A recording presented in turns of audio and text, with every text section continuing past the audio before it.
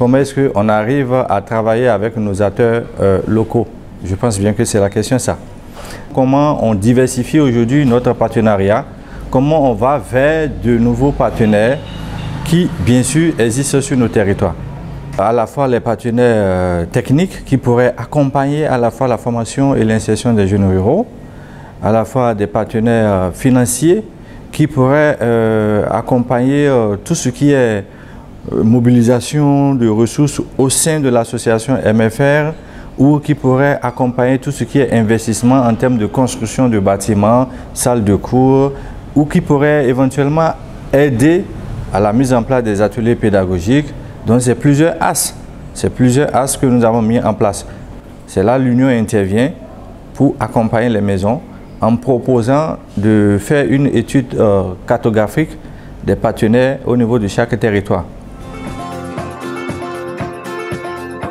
On a fait une phase de sensibilisation où, au cours d'une réunion du conseil d'administration, on a invité les administrateurs à partir de leur expérience, à partir de leur métier, c'est-à-dire ils sont à la fois des professionnels, ils militent dans des organisations professionnelles et ils travaillent avec d'autres partenaires sur le territoire dans le cadre de leur activité personnelle. Donc on a donné l'échéance d'une période de 2 semaines pour qu'ils reviennent au minimum, chacun puisse revenir avec 2 partenaires.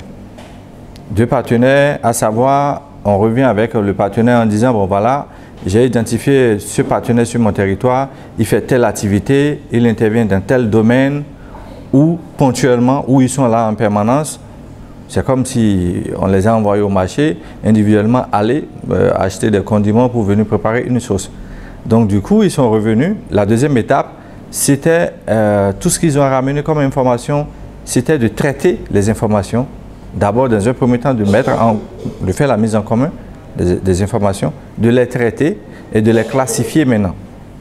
Ce qu'on a essayé de faire, on a passé à l'étape de classification de ces partenaires-là. Et pour pouvoir le faire, nous avons utilisé des couleurs.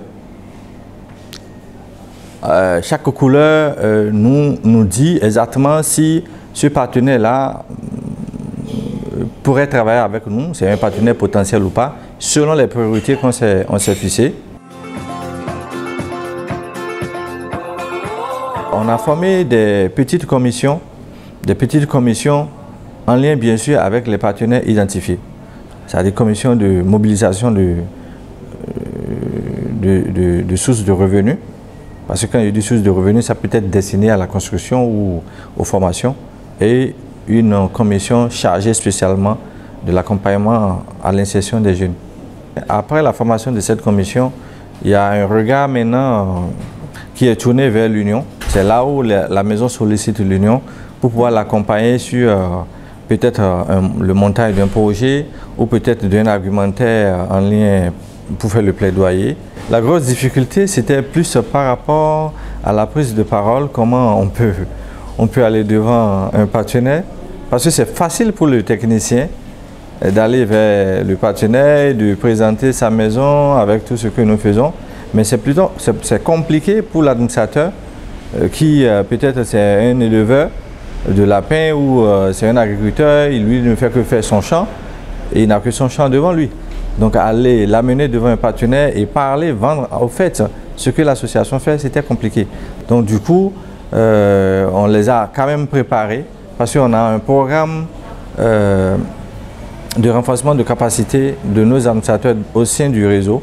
Et dans ce programme-là, il y a un volet communication, plaidoyer, lobbying.